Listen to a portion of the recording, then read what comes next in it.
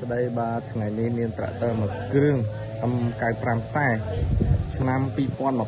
2022ចាស់ដោយការដាក់លក់បន្ទាន់ត្រាក់ទ័រនេះស្អាតណាស់បងប្អូនកង់មុខកង់ក្រោយអាបញ្ចុះអាលអីស្អាត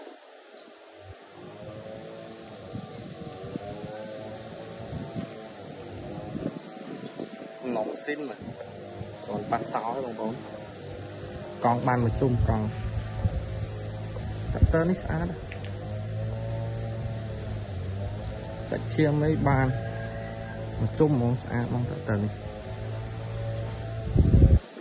បើបងប្អូនណាចាប់អារម្មណ៍អីអាចតាក់ទងបានតាមលេខទូរស័ព្ទខាងលើឬក៏អាចឆាតអ្នកដំណើរសួរបានស្អាតផាវអែមផាវ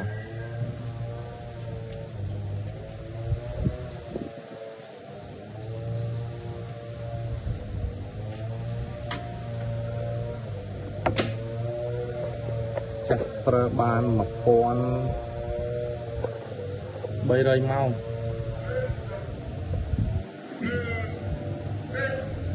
ស្អាតណាស់ត្រាក់នេះ